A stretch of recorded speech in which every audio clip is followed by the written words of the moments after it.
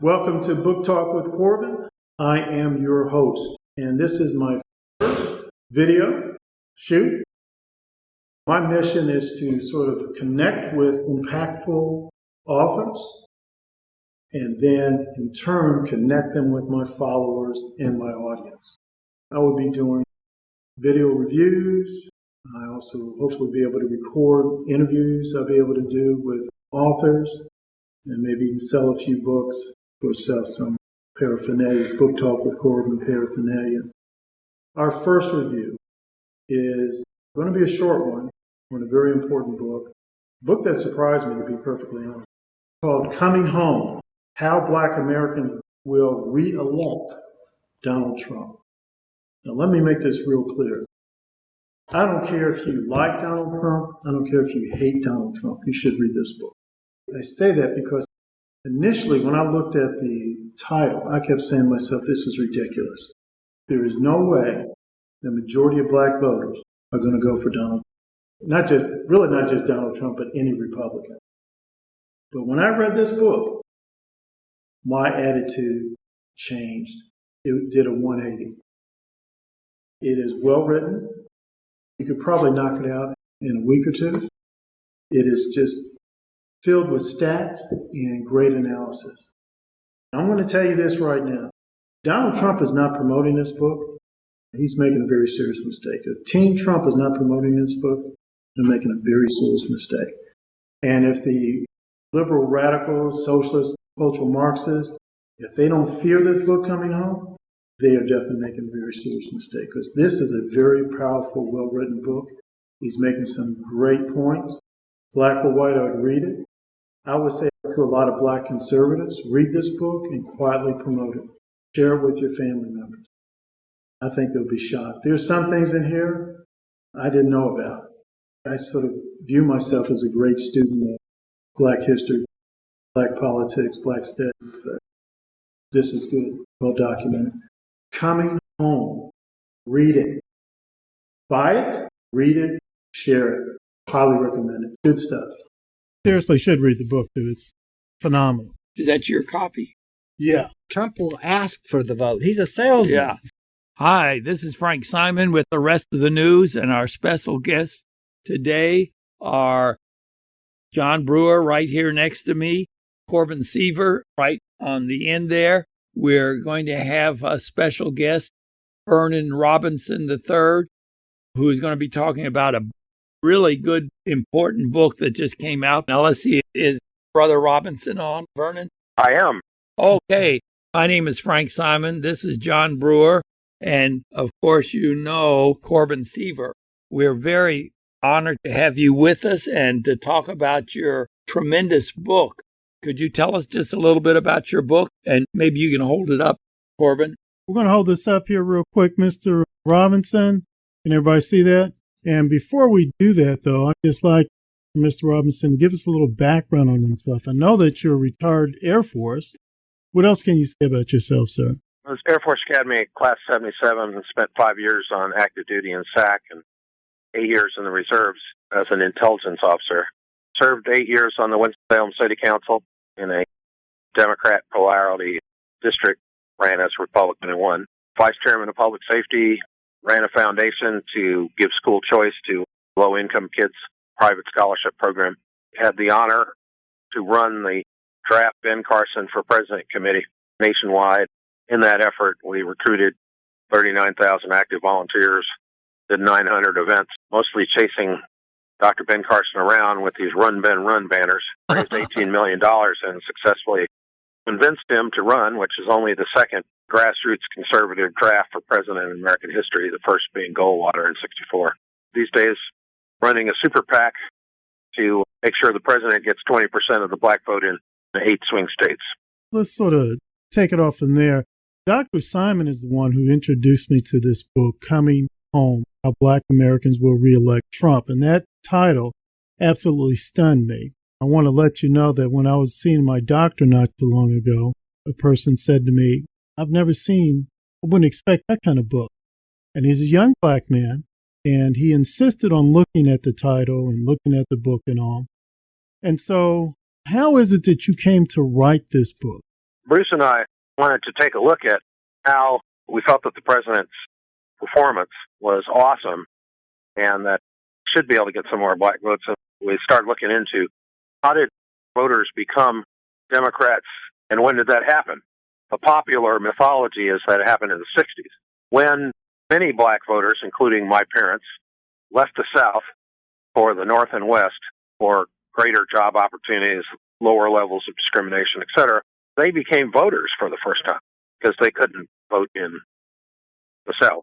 The people around Franklin, Delano, and Roosevelt said, we need to get those votes, but we can't sell the Democratic Party because these voters know the Democratic Party. It's the party of slavery, segregation, the Ku Klux Klan, Jim Crow laws, et cetera, et cetera, et cetera. So let me interrupt you right there at that point.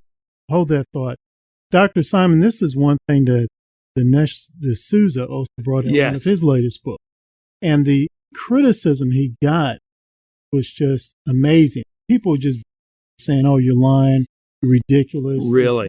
Despite the fact the evidence was clearly there. Here it is. We have Brother Vernon Robinson confirming what Dinesh D'Souza had said. Brother, can you go on from there? Well, can you repeat that, what he said? What we found was that the strategists around FDR in 1932 understood that they could not sell the Democratic Party to newly emigrated black citizens who are now voters out of the South because those voters knew the Democratic Party and knew the Democratic Party was not a friend of theirs because it was the party of slavery, opposition to the 13th, 14th, and 15th Amendments, segregation, Jim Crow laws, and the Klan. Let me just repeat that one more time. In other words, the Dems are the party of slavery and discrimination and Jim Crow and Ku Klux Klan. Those are all Democrat Party. Well, one of the funniest things are all the Democratic women sitting on the floor of the House in white celebrating a women's right to vote since the Democratic Party was absolutely opposed to women getting the right to vote. And it was the Republican Party who, for better or worse, made that happen. So, what to do? You can't sell the party. I know, let's sell FDR personally. Herbert Hoover had resegregated the White House, wanted to create a lily white Republican Party, would not do what every president after Abraham Lincoln did, which was take pictures with prominent black folks, invite prominent black individuals to have dinner at the White House. So Herbert Hoover put the kibosh on that, and essentially FDR launched a charm offensive, which got him about someplace in the mid-30s% of the black vote. Gallup wasn't in business yet, not till 35, so we don't know for sure what Roosevelt got, but we do know that Roosevelt got 76% of the black vote in the 36 election. That was a tremendous increase, but it's important to note that black voters did not identify as Democrats until 1948, which was 12 years later. So Roosevelt was sold personally, both FDR and Eleanor. The party didn't come along until later. And so, our hypothesis is that the president should turn that strategy on its head, the election of Donald J. Trump, rather than trying to sell the Republican Party. Okay. Because for a variety of reasons, the Republican Party brand has been destroyed in the black community. I was speaking with Alveda King, and she came up with a major insight, and I use it all the time, which was the Republican Party was the party of abolition and the 13th, 14th, and 15th Amendments to the Constitution, and hence occupied the moral high ground. Because of the ridiculousness of Herbert Hoover and the party believing that it could not possibly lose black voters and not doing anything to keep black voters, the conservative movement's failure to do something about voting, the abrogation of voting rights in the South. In other words, I think in the book someplace we said that Buckley and the modern conservative movement was more concerned about Polish slipyard workers voting in free elections behind the Iron Curtain than they were my mother and grandmother voting in free elections in Louisiana in the 40s, 50s, and 60s. Mm-hmm. So essentially, the GOP and the conservative movement abandoned the high ground in the 40s and 50s and 60s. And however, the high ground has been won once again by Donald Trump and his Republican Party. tremendous. He said, give me a shot and I'll do the best job for black voters anybody's ever do. What do you have to lose? He certainly delivered on that promise across the board.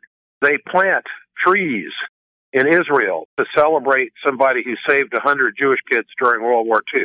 Donald Trump has defunded 900 Planned Parenthood facilities, mostly in black neighborhoods. What should Donald Trump get for saving thousands of black babies from being murdered? It's awful. When Roe v. Wade passed in 73, there were 18,700,000 black citizens of the United States. Since then, more than that have been killed by abortion, 20 million, roughly. So larger than the entire black population has been killed by abortion. About 47% of black babies died by abortion. The president has dealt with that. He's pushed school choice along with his Secretary of Education, although I think that your listeners and my view is that we should get rid of education and take the federal role out of education is unconstitutional and generally a bad idea, even if it was constitutional. On the wealth, jobs, wages, the economy that the president unleashed with tax cuts and regulatory reform have the lowest unemployment rate for black citizens in the history since we've been keeping track of it for 70 years. For 50 years. 78 is when they started measuring that.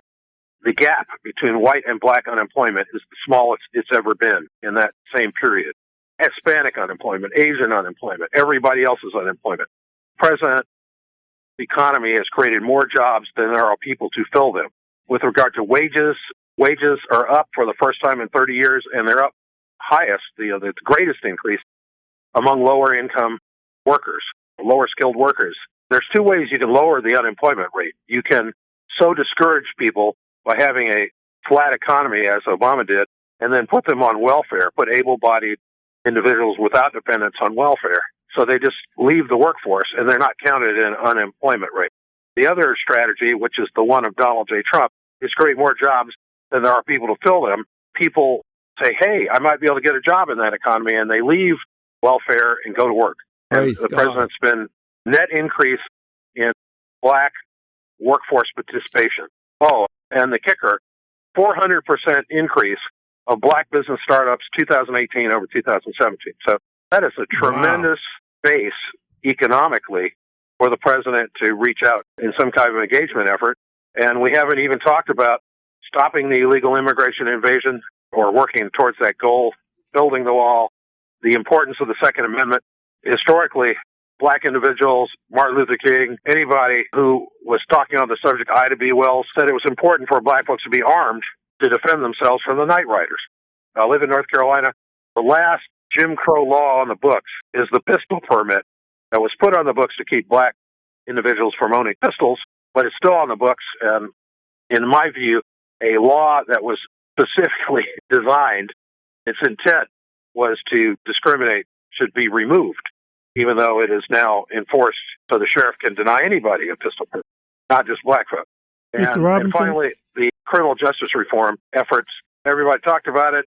The president's the only one who delivered, and that was very important. Top issue for black women under 40, the second issue for black women, over 40. So that is a great base for the president to turn FDR's strategy on its head, reach out, selling his record, and not the Republican Party, and get 20% of the black vote in 8 swing states. And under those circumstances, it's over. I want to make sure you have a chance to get in here, but I did want to tell you about the Hill-Harris poll, which I thought was humorous. What I wanted to do to say to you, our listeners, and to Dr. Simon, I've been reading Coming Home, How Black Americans Will Reelect Trump. Dr. Simon, this is an absolutely amazing piece of work. Really? It's fantastic. If I wasn't so busy, I probably would have finished this book off in 7 days. One, because it's so readable. It's just well written. It's very concise, very succinct, clear, and many of the stuff that Mr. Robinson, compatriot, put in this book is absolutely amazing. And I've even gone as far as to say to people, I don't care if you like Donald Trump, hate Donald Trump, I don't care if you're liberal, conservative, you need to read this book. And Questley is one of the best books on political science, history, and current affairs I've read in a long, long time. Have you got Mr. Robinson's picture in there? Yes, there's a picture of him here, right there. And I also wanted to say, Dr. Robinson, a little bit about what he said. My experience in local politics, Hal Heiner, he was a Republican. He ran for the office of mayor. He came very close to getting that and had a Republican mayor here in Louisville in years. Can he remember the last time we had a Republican mayor? And I approached Hal Heiner and I said, look, Hal, are you open to meeting with some black pastors and things of that nature? Yeah. And he said, absolutely. Black pastors were astounded that he agreed to do it. They were shocked. No kidding. Yeah, they're flat out shocked. And then when he met with them, the pastors loved the man. And I had one black individual, very prominent person who was involved with the church. He wasn't a pastor. He's heavily involved in church circles. And Mr. Robinson, you may get a little chuckle out of this, sort of pulled me to the side and he said, man, I wouldn't mind voting for that guy if he just wasn't a Republican. That's the only issue he had with him. Mr. Robinson, Hal Heiner's first school choice. I wanted to interject some humor at this point. Go ahead. There's a local attorney who was a deacon at United Metropolitan Baptist, and one of the congregants accosted him one day and said, Attorney Jones, how could you be in this church or any church? And he was sort of stunned, and the woman continued, doesn't the Bible say, beware of sinners and Republicans? Oh, brother. I think that's in the book of Galatians, right, brother? It's tough out there sometimes being a Republican. But what I was going to tell you about the Hill-Harris poll was 4 weeks ago, there was a poll that came out, and the headline was, black voters overwhelmingly support the Democrat for president. Trump only with 15% support. And I said, you got to be kidding me. With 15%, the Democrats lose every state in the South except for maybe Virginia. They lose Florida. At 20%, it's over. They lose Wisconsin, Iowa, Ohio, Michigan, Pennsylvania. The Democrat Party is reduced to a regional party that can win in apartheid districts and urban areas. South Texas, New Venezuela, which is from Maine down the coast to northern Virginia, and a 50-mile strip down the west coast and Hawaii, and that's it. So, and there was a stunning, the Death Star number in that poll. Most polls that folks talk about have not talked about voter intention. They've talked about job approval. Job approval is good, but it doesn't mean they're going to vote for the guy. It's easier if 49% of black Americans believe the president's doing a great job with the economy, which is the current number. It's easier to get 20%, but the Hill-Harris poll asked voter intention. Against a generic Democrat, who will you vote for? The generic Democrat or Donald Trump? And 31% of black males said they would vote for Donald Trump. That is a Can you believe that number. That's amazing. Let me repeat that. 31% of black Americans are going to vote. No, black males. Black males are going to vote for Donald Trump. The ladies are a little upset with the president, but it's not irretrievable because black women Democrats elected Ron DeSantis to governorship of Florida. If you recall, he was running against a black Democrat communist by the name of Gilliam and the former mayor of Jacksonville. And the mayor said that he was going to abolish all the school choice programs. Problem for him was that Jeb Bush and the Republican legislature had put those programs in 20 years ago, and there were a lot of black kids whose mothers and grandmothers were voters who were in those programs. And so these women looked beyond race, looked beyond party, and said, no, you're not. 18% of black women and 15% of the entire black voter population of Florida voted for Ron DeSantis. The black women alone were 100,000 votes, and he won by 34. So black women Democrats gave him votes that were 3 times his margin of victory in a very, very close 34,000 vote margin race in Florida. So with the president dealing with the economy, pushing school choice, and addressing criminal justice reform in a way that no one has ever done so, that is a great 1, 2, 3 punch to move black women voters' support up. And we got a big campaign out there. Do you want to hear the bad news now? Yeah. I don't, but go ahead and say it anyway. The bad news is that the Republican Party, when Goldwater got crushed in '64, stopped trying. You can't make a sale. Nobody has ever made a sale without asking for the order. And the GOP hasn't asked for the order for 70 years. It is incumbent on the Republican Party, if you have any listeners or viewers who are Republican Party operatives in the county that Louisville finds itself in, or elsewhere in Kentucky or across the border in Ohio, please sit down, figure out how much you can put on urban contemporary radio, because you can reach half of the black electorate. Don't be wimpy. Run hard-hitting ads on life, on school choice, on the economy, etc., illegal immigration. Do something to put a team together to go door to door to black voters and ask for the order. What happens is, the reporter asked me, well, how can you determine whether anybody's doing anything? I said, look at the money and the other resources. In order to make an effort on engagement, you have to expend resources, either volunteer time and money or both. So the National Committee woman in Texas told me they were doing a great job of engagement. And so I asked her, great, what's your budget? And she said, we don't have a budget. And I looked at her and said, we don't have a budget. In Texas, that's not engagement. That's a joke. That's right. That's not engagement. So I encourage folks to Lee County, North Carolina, rural county. The chairman there graduated from West Point the same year I graduated from the Air Force Academy. He decided to put a team together to go to 1,000 black households, black Democrats, which is about 1,700 voters. I have my little booklet in the book that's called Make Black America Great Again. So they were handing those out. And they handed out 400 in early voting. And 3 pastors walked into the headquarters because there's a black dance troupe and a black church that meets at the Republican headquarters. And so these 3 pastors came in and asked for the booklets to hand out. And when the smoke cleared in the midterms, he won, the GOP in that county, won 4 races with less than 100 votes, 3 of the 4 races with less than a total of 100 votes. And he credits the engagement of black voters, not pandering, not selling socialist policies, but selling a conservative policy agenda to those voters, meaning that they won 4 races for county commissioner and school board that they wouldn't have won otherwise. That's a great example of, if you make the effort, you can save the republic. Socially. I agree. Mr. Robinson, I think Dr. Simon would like to say something real quick. What were those 3 issues that should be targeted? Abortion and what else? Well, the life issue is very important because even though 47% of black babies are killed by abortion, at least 20% of the black electorate thinks it's genocide and a not very good idea. So it is the lead issue.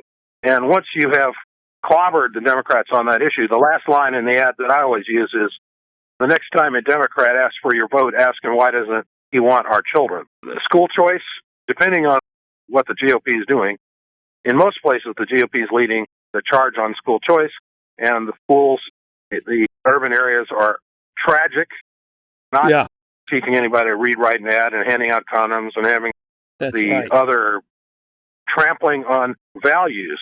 Black voters are still social conservatives. Several years back, somebody put a marriage amendment on the ballot in North Carolina, and the Democratic Party NAACP came out against it, and folks are running around pulling their hair out saying, oh, black voters are going to vote against marriage. I said, that's the dumbest thing I've ever heard of. In order to believe that, you have to believe that below the Mason-Dixon line, in areas like Anson County, rural counties in North Carolina, Anson, Robinson, Richmond, that the black voters there are more liberal than black voters in Los Angeles, California. Because black voters in Los Angeles, California voted 71% for marriage, biblical marriage between a man and a woman. One man, one woman. And had the election only been with whites in California, it would have failed. It passed because black voters and Hispanic voters voted 71% and 61%, 59%, someplace in there, for biblical marriage. One ad I ran, Mr. Robinson, I think our time is up, unfortunately. Thank you very much, Brother Robinson. Corbin, we'll have to get together, get some ads. Brother John Brewer, thank you very much for being with us, and tune again next week for the rest of the news. We appreciate being on, and that book's available on Amazon.com. Okay. Thanks a lot. Take care. Bye-bye. Thanks for having me on.